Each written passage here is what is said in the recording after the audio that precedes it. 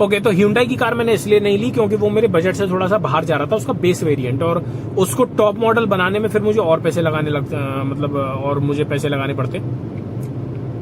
Okay, ये LXi model है। मैंने इसका VXi मॉडल क्यों नहीं लिया? लोग मुझसे आमतौर पे पूछते हैं। अरे भैया, दूसरा कोई क्या पूछेगा? खुद मारुति का शोरूम का मैनेजर मुझसे कह रहा था आप VXi क्यों नहीं ले रहे, उसमें पावर विंडोज आती हैं। जबकि ये LXi Celerio LXi मॉडल से इसका VXi मॉडल 90,000 रुपए ऑन रोड महंगा था। 90,000 रुपए, मोटा मोटा 1 लाख। और मुझे ये बात पता थी कि 40 से 50,000 रुपए में मैं इसको टॉप मॉडल बना दूंगा। और वो बंदा मुझसे खुद कह रहा है कि VXi क्यों नहीं लिया। इसके अंदर जो पावर विंडोज और सेंट्रल लॉकिंग दोनों लगे हैं वो 12,000 का लगा है, और शोरूम से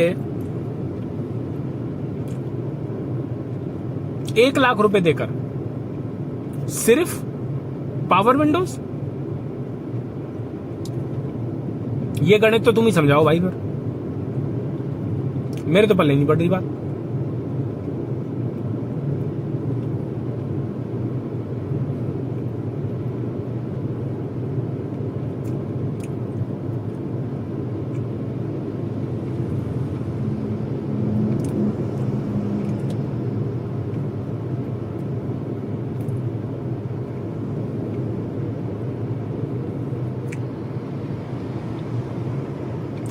ओके, कार की कमियों और खूबियों की बात कर लेते हैं।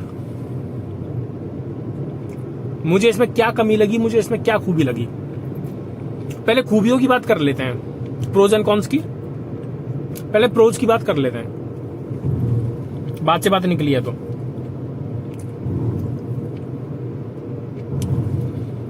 पहला प्रो जो मुझे इस कार का लगता है कि भाई, जैसा कि मैंने आपको बताया, मुझे एक फैमिली कार चाहिए थी, हैचबैक, जिसमें स्पेस हो।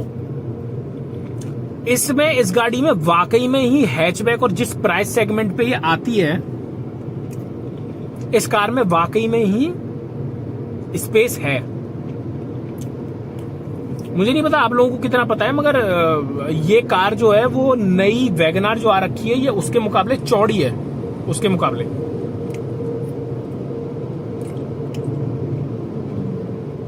हेड माउंट ना चुड़ हेड माउंट ना चुभ रहा है मुझे।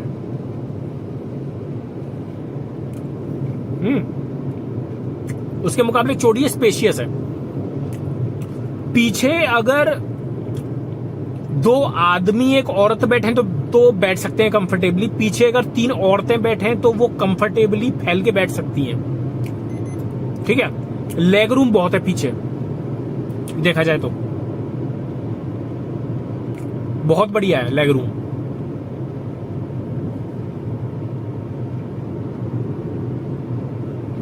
तो कार जो है वो स्पेशियस है। मैं ड्राइविंग कर रहा हूं, मेरे बगल में मेरा भाई बैठा है या फिर कोई भी बैठा है, तो हमारे कंधे आपस में नहीं टकराते, क्योंकि वैगनार से ज्यादा चौड़ी है। इसलिए बाहर से देखने पे मुझे नहीं पता कि कैसी लगती है, मतलब आप लोगों को बाहर से देखने पे ये कैसी लगती है, स्पेशियस लगती है, नहीं लगती है, ज्यादा मैं नहीं जानता इसके बारे में, पर मुझे लगती है, क्योंकि मैं चला रहा हूं, मैं अंदर बैठा हूं।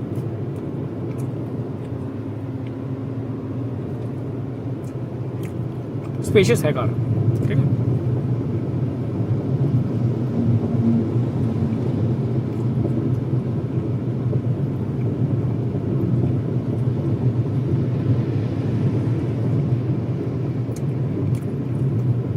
एवरेज, दूसरा पॉइंट है इस कार को लेने का, एवरेज। कंपनी ही क्लेम करती है, मान के चलिए कि 26 का।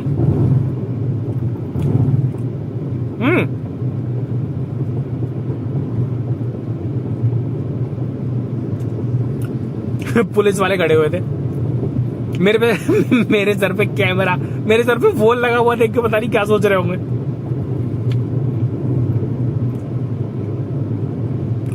पर खड़े क्यों थे ये समझ में नहीं आया। थाना था बगल में, मतलब एक चेक पोस्ट थी, इतना तो समझ में आया, और क्या कारण था ये समझ में नहीं आया।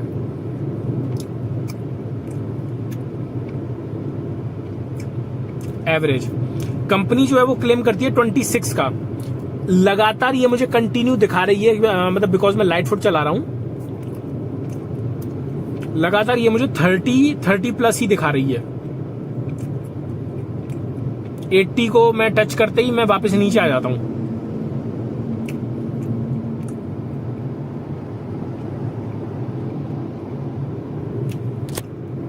सॉरी, हिल जाता है बार बार।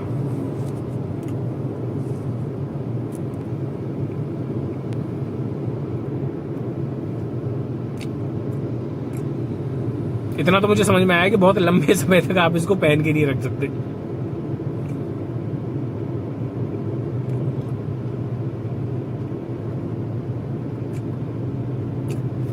नेट पता नहीं मुझे आपको दिख रहा है कि नहीं दिख रहा, मगर नेट 5:30 बज गए हैं।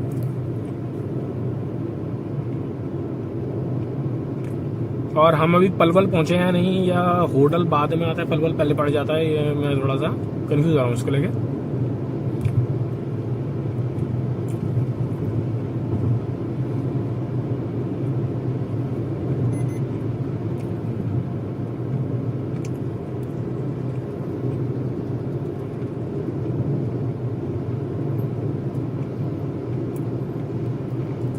ओके, एवरेज की बात कर ली हमने। वो थोड़ा सा ना मुझे ड्राइविंग पे भी मुझे फोकस करना होता है।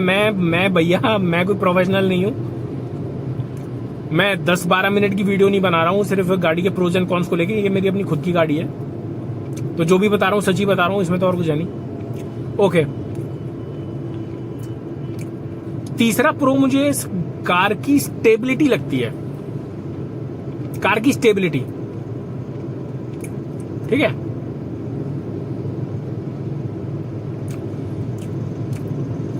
जैसे अगर मैं करवाऊं तो मैं दिखाता हूं आपको। हाईवे पे ऑलरेडी हूं मैं इसको 100 टच करवाता हूं। पता नहीं आप देख पा रहे होंगे नहीं देख पा रहे होंगे, मैं कोशिश करूंगा दिखाने की। 5वें गियर में मैं ऑलरेडी हूं। जरा मैं ये कट ले लूं।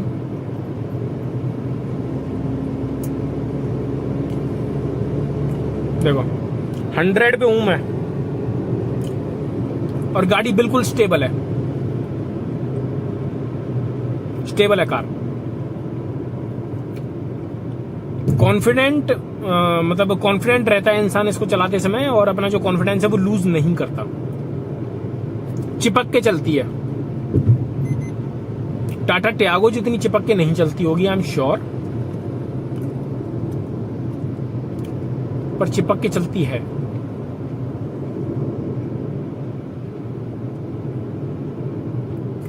ठीक है, स्टेबिलिटी, कार की जो स्टेबिलिटी है, स्टेबल रहती है, दैट वन।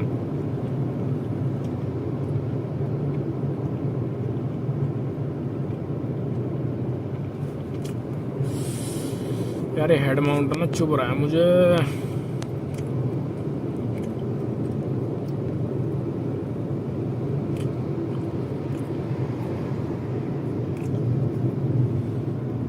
बार बार इसको सेट करने पर मुझे ऐसा लगता है कि एंगल भी बिगड़ जाता है इसका।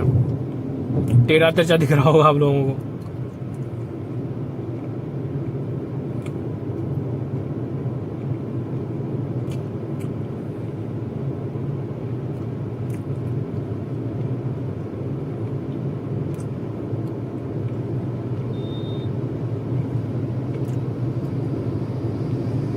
इतनी देर तक कोई हेड माउंट को पहन के नहीं रखता ना, जितना मैंने पहन रखा है। जो पूरा रूट ही मैं रिकॉर्ड कर रहा हूँ। लेफ्ट से कोशिश करते हैं लेने की।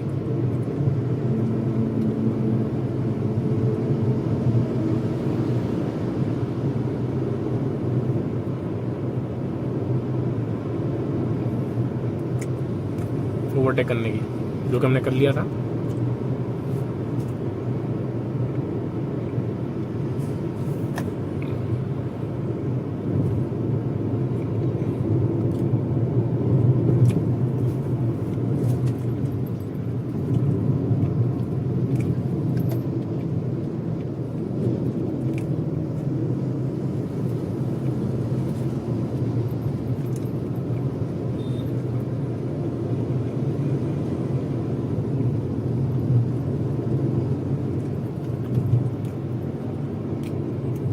चलो अच्छा हुआ।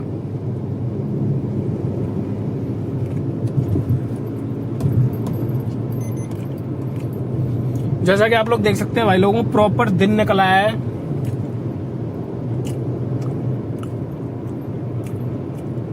कोई बात ही नहीं है। 80 पे जैसे मैं पहुंचता हूं ना तो मैं वापस आ जाता हूं। पता नहीं आप लोगों को कितना दिख रहा है। मैं लाइट फुट ही चलाता हूं।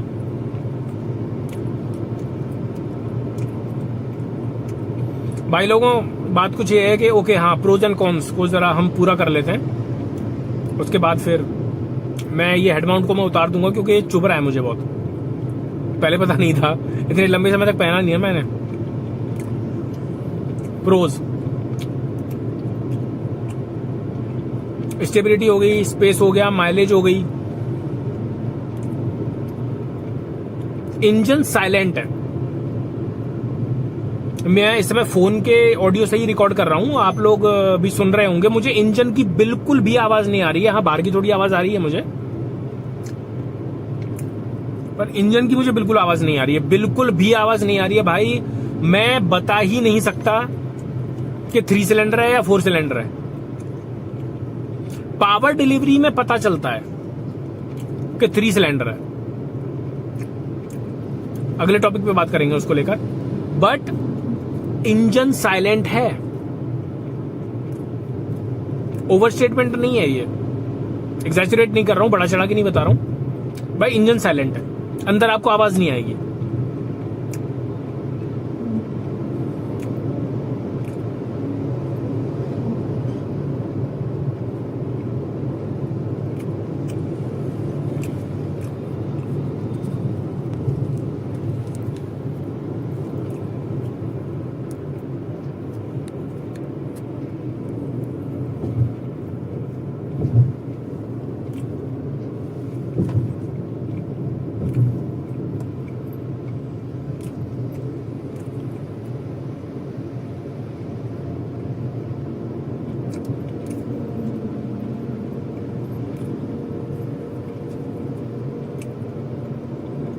ट्रैफिक में फंस जाता हूं ना तो थोड़ा सा उस पर फोकस करना पड़ता है।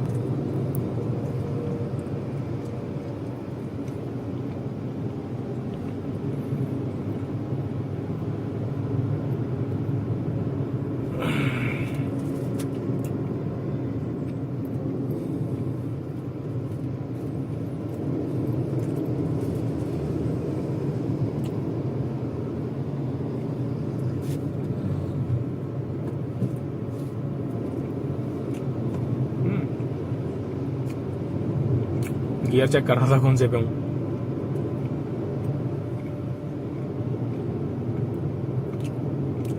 और भाई 5वां पॉइंट आप ये कह सकते हैं कि बिकॉज ये मारुति की कार है इसलिए।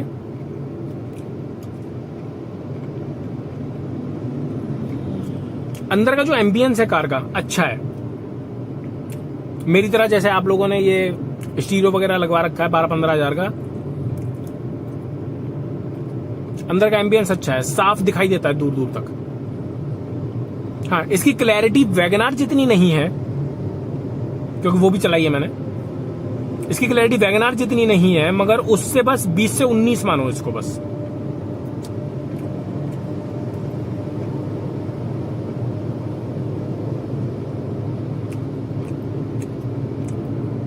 ठीक है, ओके। अंदर का एम्बियंस अच्छा है।